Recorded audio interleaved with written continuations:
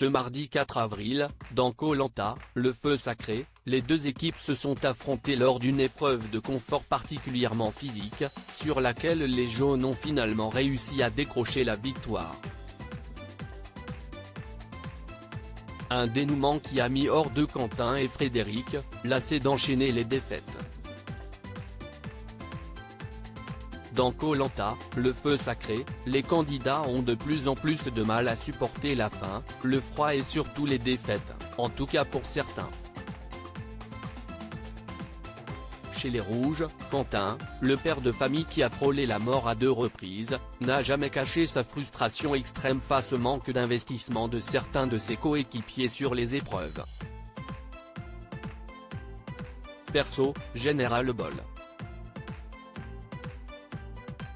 Ce n'est même plus une spirale de défaites, si est-il l'hécatombe. On va finir à 2 ou 3 rouges à la réunification, ça va être bien. La colère prend le dessus, Gênes est gros sur la patate, avait-il confié à Denis Brognard, après être passé à côté d'un confort de rêve, remporté par les jaunes.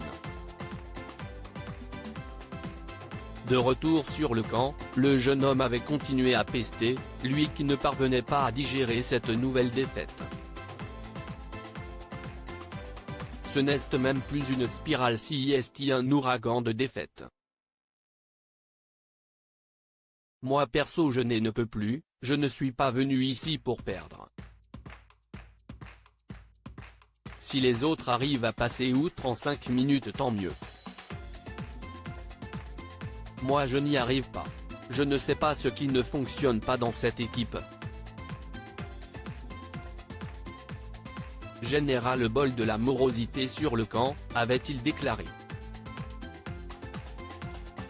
Quentin et Frédéric s'expliquent avec le reste de l'équipe, Anne-Sophie pointait du doigt ce mardi 4 avril, Quentin n'avait toujours pas retrouvé le sourire, alors que l'équipe des Rouges a encaissé un nouveau revers, passant à côté d'un confort inoubliable, une plateforme flottante sur laquelle les vainqueurs ont pu déguster des fruits de mer, des nouilles et des glaces.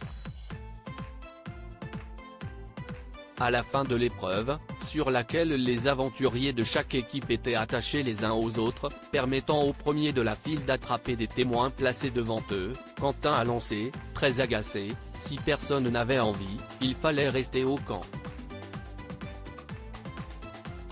De retour sur le camp, Quentin et Frédéric ont cette fois pris la parole à 2, frustrés par les performances moyennes de leurs camarades.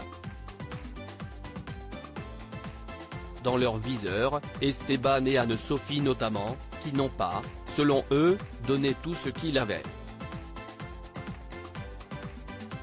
Moi aussi j'étais mort, mais à un moment donné, il faut le déclic du dépassement de soi, a déclaré Frédéric. Ça m'exaspère parce que quand je me donne à 200% et qu'à côté on perd parce que certains n'ont pas fait l'effort, si est irrageant, a-t-il ajouté.